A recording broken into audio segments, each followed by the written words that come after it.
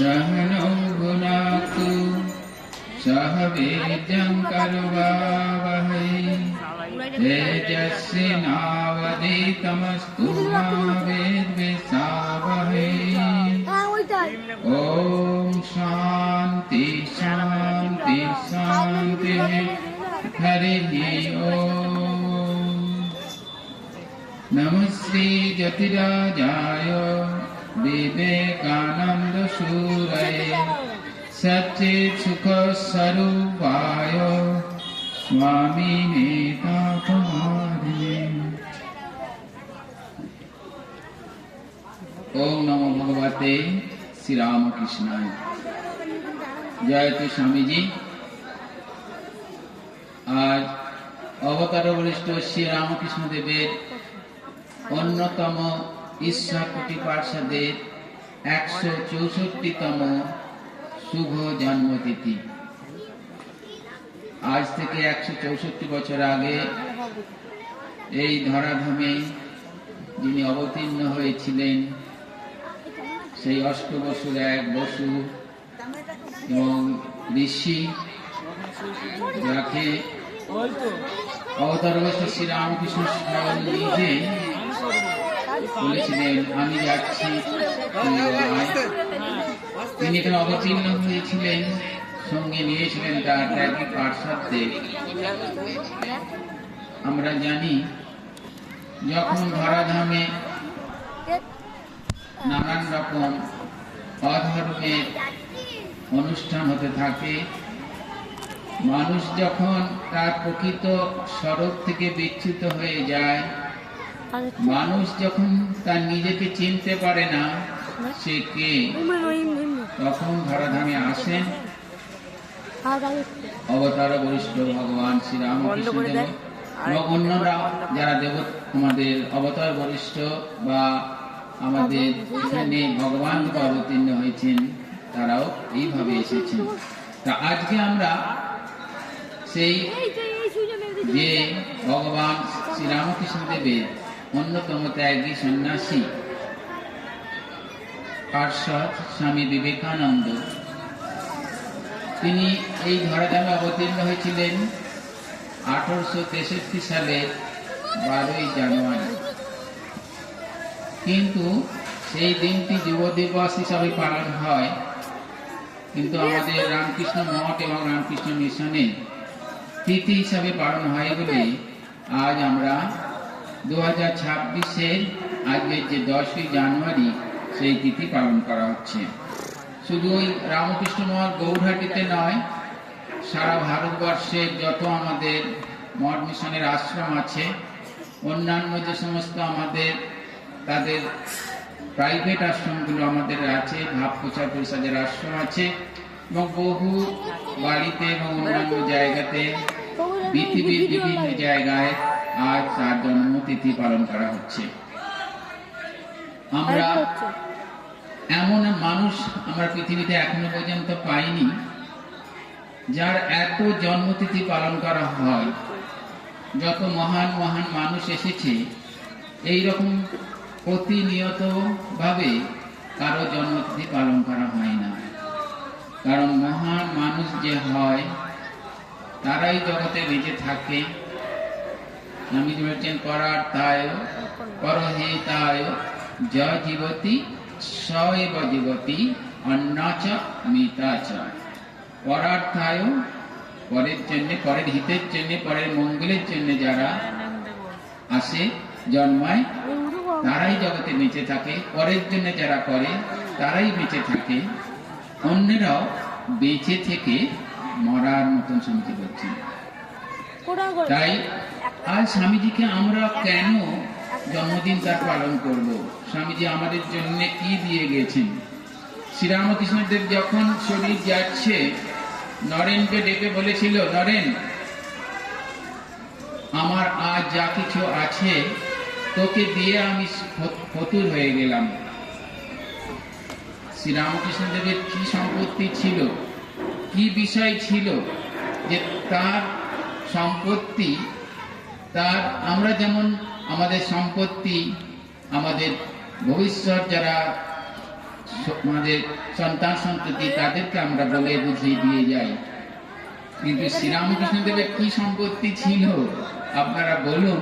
তার কাপড়ে ঠিক থাকতো না, তার কি সম্পত্তি ছিল? নরেনকে দিয়ে বলল, নরেন তুই এই সম্পত্তির মালিক হলি। এইখানেই আমাদের প্রশ্ন, বর্তমান সমাজে যে বিষয় সম্পত্তি নিয়ে আমাদের লড়াই, যে বিষয় নিয়ে আমাদের এত মারপিট দাঙ্গা, আর শ্রীরামকৃষ্ণদেবের কিছুই ছিল না। নরেনকে বললো তোকে দিয়ে আমি সম্পত্তি রয়ে গেলাম। কি সম্পত্তি? সেই সম্পত্তিতে আমরা পাবো এই তার নরেনের কাছ থেকে। কারণ শ্রীরামকৃষ্ণদেব নিজে হাতে লিখে দিয়ে গিয়েছেন, জয় রাধে প্রেমময়ী নরেন শিক্ষে দিবে, ঘরে বাহিরে হাঁক দিবে, জয় রাধে প্রেমময়ী। তাই সেই নরেন শিক্ষে দিয়েছিল।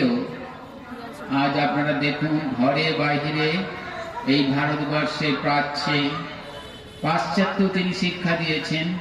পাশ্চাত্যের সেই শিকাগো বক্তৃতার 1893 সালের 11 সেপ্টেম্বর সেই যে মহান বিশ্ব মেলা হয়েছিল, সেই মেলায় সবাই চেয়েছিল যে আমার ধর্ম ঠিক, আমার সবকিছুই ঠিক। আমাদের এই ভারতবর্ষের যারা গিয়েছিল, যে সমস্ত বক্তারা, তারাও কিন্তু ওইভাবে শ্রীরামকৃষ্ণদেবের অন্যতম শিষ্য স্বামী বিবেকানন্দ যেভাবে শ্রীরামকৃষ্ণের কথা বলেছেন, অর্থাৎ শ্রীরামকৃষ্ণদেব বলেছিলেন তোকে দিয়ে প্রস্তুত হলাম, সেই সম্পত্তি তিনি এমন ভাবে বিলালেন যে সব ধর্মই সত্য, সব ধর্মের মধ্যে দিয়ে সেখানে পৌঁছানো যায়। তাই আজকে যারা উপস্থিত হয়েছেন এখানে, যারা শুনছেন, সেই সম্পত্তির মালিক আমাদের স্বামী বিবেকানন্দ। কি সম্পত্তি? সেই হচ্ছে আমাদের অন্তরের মহান সম্পদকে বাড়িয়ে দিয়েছিলেন, যার দ্বারা মানুষ সেই সনাতন ধর্মের বা মহান ধর্মের ভাব তিনি অনুভব করেছিলেন। আজকে আমরা শুনব সেই নরেনের ছোটবেলার কথা। নরেন কত মহান ছিল একটা গাছের প্রথম থেকে বোঝা যায় তার কিরকম ফল হতে পারে। কারণ দেখুন, নরেন যখন ছোট ছিল বিলে, তখনকার সময়তে আপনারা চিন্তা করে দেখুন, আজকের আমাদের ছেলে মেয়েদের সেইভাবে শিক্ষা দেওয়া হয় না। নরেনকে কেউ শিক্ষা দেয়নি। নরেন তার নিজের জামা কাপড়, বাবা মায়ের জামা কাপড় তিনি তার গরিব দুঃখীদের যারা দেখতে পেত, যারা চাইতো, তাদেরকে অকাতরে বিলিয়ে দিত। এমনকি তাকে যখন সেই ঘরের উপরে আটকে রাখা হয়েছিল দোতলায়, সেই ঘর এখনো আছে, আপনারা দেখতে পারেন, সেই জানলা দিয়ে সেই দুস্থ মানুষদের বিলিয়ে দিচ্ছে। এটা কাউকে শিখিয়ে দিতে হয় না। এই যে সংস্কার, গাছের সংস্কার, তেমনি মানুষেরও সংস্কার আছে। আজকে বীজ দেখুন না কত উন্নত করে উন্নতভাবে ফসল সৃষ্টি হচ্ছে। আর শ্রীরামকৃষ্ণদেব এই অন্যতম পার্শ্বদ, যে ধানে হইয়া ধনী ধনীরে করি নাই মানি, সেই সম্পদ পেয়েছিল।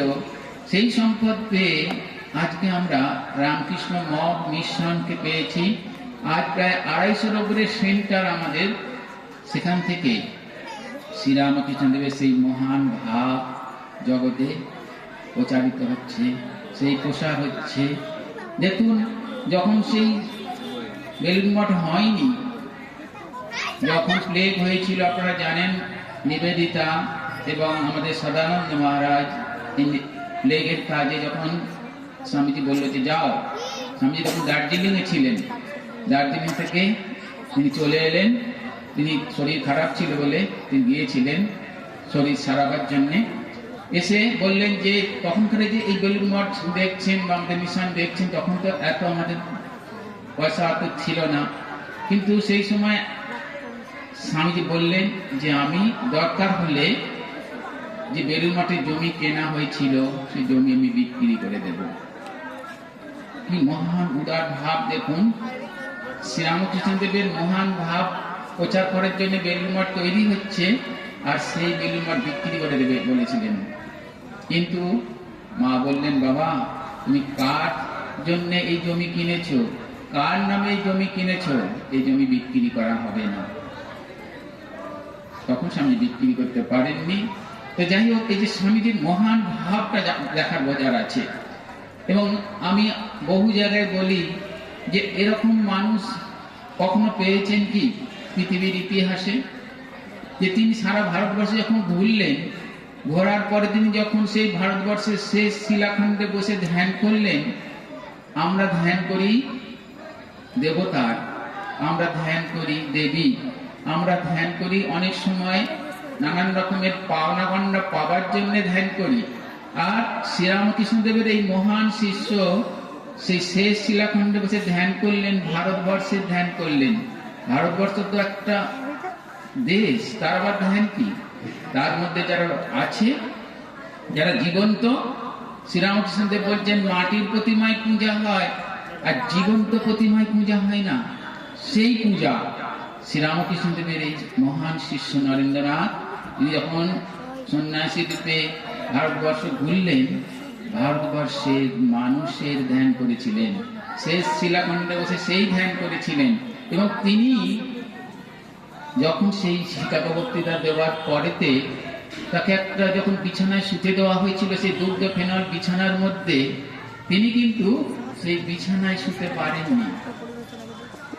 আমরা যখন হোটেল টোটেলে যাই, দুগ্ধ ফেনল বিছানা বিছানা আনন্দ হয়, আর স্বামীজি সেই বিছানা দেখে কাঁদতে লাগলেন যে আমার ভারতবর্ষের মানুষগুলো খেতে পায় না, যারা লেখাপড়া শিখতে পারে না, তাদের জন্য স্বামীজি কাঁদলেন। সেই নিচে বিছানার তলায় বসে, কার্পেটের তলায় বসে সারা রাত কাঁদলেন। পৃথিবীর ইতিহাস আমাকে এমন মানুষ দেখান দেখি যিনি পরের জন্য এরকম কেঁদেছেন। আজ ভারতবর্ষের অবস্থা দেখুন, যারা স্বাধীনতা সংগ্রামের জন্য লড়ল, আজ ভারতবর্ষে যারা রাজত্ব চালাচ্ছে, তাদের করে চিন্তা করে দেখুন। আর মহান সেই স্বামীজির ভাবে যারা দেশের এই স্বাধীনতা দিল, তাদের কথা কেউ ভাবে না, নিজের জন্য ভাবে। সেই জন্যে স্বামীজি বললেন, life for other rest are more dead than alive. বলছেন যারা অপরের জন্য বাঁচে তারাই জগতে বেঁচে থাকে, আর যারা অবশিষ্টরা বেঁচে থেকেও মরার মতন। আজকের সোসাইটি তাই হয়েছে, আমরা শুধু নিজের জন্য বাঁচতে চাই। স্বামীজি বলছেন যে পরের জন্য যে বাঁচে, পরের জন্য যে করে, সেই জগতে বেঁচে থাকে। সেই জন্য স্বামীজির এই মহান ভাব, স্বামীজি এত এই পরের জন্য দান করে গেছেন বলেন জীবন, সেই জন্য আমরা তারা পূজা করছি। অন্যের তো পূজা করে না কেউ। দেবতা কখন হয়? যখন মানুষ অপরের জন্য সবকিছু দিয়ে যায়, অপরের জন্য চিন্তা করে, অপরের মঙ্গল চিন্তা করে। আমরা দেখুন, মানুষ একটা ভালোতে দিতে পারে না, খাবার তো দূরের কথা, এমনকি কোনো কিছু একটা ভালো, তাকে যে চিন্তা করবে, তার জন্য ভালোবাসবে, তাকে যে শুভেচ্ছা জানাবে, সেটাও করতে পারে না। কারণ স্বামীজি বলছে, কাম ক্রোধ লোভ মোহ সব যেতে পারে, একটা জিনিস যেতে পারে না, যেতে চায় না। কি বলুন দেখি, এটা কি? স্বামীজি বলছেন যে হিংসা। হিংসা যেতে চায় না। কাম ক্রোধ লোভ গেলেও হিংসা যেতে চায় না। কেন? আপনি দেখুন, পাশের বাড়ি একজন ভালো লেখাপড়া করছে, ভালো কিছু করছে, কালকেই আমাদের যে যুব সংগ্রাম হচ্ছিল তাতে দেখলেন তো, একজন 100 নম্বর পেয়েছে, আর একজন 100 নম্বর পেয়েছিল বলে তার হিংসা হচ্ছে, ও কেন পাবে। আমাদেরও তাই, পরের ছেলেটা যে চাকরি পায়, পাশের বাড়ি ভালো লেখাপড়া করে, আমার গা জ্বলাতে জ্বলে যায়। আমার সঙ্গে কোনো সম্পর্ক নেই, কিন্তু গা জ্বলে যায়। সেই জন্যে আমাদের হিংসা সব যায়, তো হিংসা যায় না। সেই জন্যে এই ভারতবর্ষে দেখুন এখনো সেই সমস্যা রয়েছে। সারা ভারতবর্ষ না, সারা পৃথিবীতে হিংসা, ধর্ম নিয়ে কেউ হিংসা ছড়াচ্ছে। দেখুন, আপনারা সবাই জানেন, কাগজটিতে দেখছেন। সেই জন্য এই শ্রীরামকৃষ্ণদেব এসেছিলেন, মা এসেছিলেন। মা বলছেন, যদি শান্তি চাও মা, কারো দোষ দেখো না, দোষ দেখবে নিজের। জগতে কেউ পর নয় মা, জগৎকে আপন করে নিতে শেখো। জগতে কেউ পর নয়। কোথায় আমরা সবাই এখন অপর হয়ে যাচ্ছে। সেই ভাবনাই দিয়ে গিয়েছিল শ্রী রামকৃষ্ণদেব, যে শিবজ্ঞানে জীব সেবার ভাব, এবং বলেছিল নরেন, যদি জগতের কখনো সুযোগ পাই আমি গণের বেদান্তকে মানুষের ঘরে ঘরে পৌঁছে দেব। এই গণের বেদান্ত কি? তখন মানুষ ভাবত যে পাহাড়ে পর্বতে জঙ্গলে এই ধর্ম হয়। স্বামীজি বলল যে না, শ্রীরামকৃষ্ণের ভাব হচ্ছে মানুষের পূজা করাই আসল পূজা। যখন স্বামীজি বিদেশ থেকে ফিরে এলেন, তাকে সেই রামেশ্বরে অভ্যর্থনা দেওয়া হয়েছিল, আপনারা সবাই জানেন। সেখানে অভ্যর্থনা দেবার পরেতে স্বামীজি বলেছিলেন, তোমরা এই শিবের পূজা করছো খুবই ভালো, কিন্তু যতদিন না তোমরা এই শিবের চেলা ভূতদের সেবা করতে পারছো, দুঃখী দরিদ্র মানুষের সেবা করতে পারছো, ততদিন শিব সন্তুষ্ট হবে না। এবং সেই রামনাথের রাজা অভ্যর্থনা দেবার পরেতে জানেন আপনারা যে প্রায় 40 ফুট তার নামে একটি মানে স্মৃতি হিসাবে বানানো হয়েছিল একটা পোস্টার, সেটা এখন হয়তো আছে, আমি দেখিনি, কিন্তু তার তলায় লেখা ছিল সত্যমেব জয়তে, সত্যেরই জয় হয়, মিথ্যা কখনো জয় হয় না। কিন্তু আজ সোসাইটি দেখলে মনে হয় আমরা যেন মিথ্যারই জয় হচ্ছে, সত্যের জয় হয় না। আপনি দেখুন আজকের সমাজে মনে হয় তো সবাই, কিন্তু স্বামীজি বলেছেন আমাদের সনাতন ধর্ম, ভারতবর্ষের ধর্ম বলছে যে কখনো মিথ্যা জয় হয় না। তাই এই ভাবনা দিয়ে গেছে। আমি আর বেশি ভাবনা দেবো না, আপনারা ভাবতে থাকবেন। পরবর্তী আমাদের অনুষ্ঠান আছে, আমার 11টার অনুষ্ঠান ছিল, আমার তো শেষেই শুরু করলাম। তা সেই জন্যে পরবর্তী অনুষ্ঠান ঘোষণা হোক, কিন্তু আজ স্বামীজির জন্মদিন, আপনারা সবাই আনন্দ উপভোগ করুন। আমাদের সারাদিন ধরে অনুষ্ঠান আছে, প্রসাদের ব্যবস্থা আছে, ধীরে সুস্থে আপনারা প্রসাদ গ্রহণ করবেন। আর পরবর্তী অনুষ্ঠানগুলো ভালো করে শুনুন, আনন্দ উপভোগ করুন। এবং বিকালবেলা আমাদের, বিকালে না সন্ধ্যা পর, আরতির পর আমাদের যাত্রাপালা আছে, সূর্যপুত্র কর্ণ নীলপীঠ শ্রীরামকৃষ্ণ আশ্রম করবে। তা সেই জন্যে সবাইকে আন্তরিক শুভেচ্ছা ভালোবাসা জানাই, যারা শুনছেন এবং যারা দূর দূর থেকে শুনছেন তাদেরকে শুভেচ্ছা জানিয়ে আমি শ্রীরামকৃষ্ণদেব, শ্রী শ্রী সারদা মা এবং স্বামীজিকে প্রণাম জানিয়ে এখানেই আজকের আমার অনুষ্ঠান শেষ করছি। জয় শ্রী স্বামীজি। ওম শান্তি শান্তি শান্তি। হরি ওম তৎসৎ। শ্রীরামকৃষ্ণার্পণমস্তু।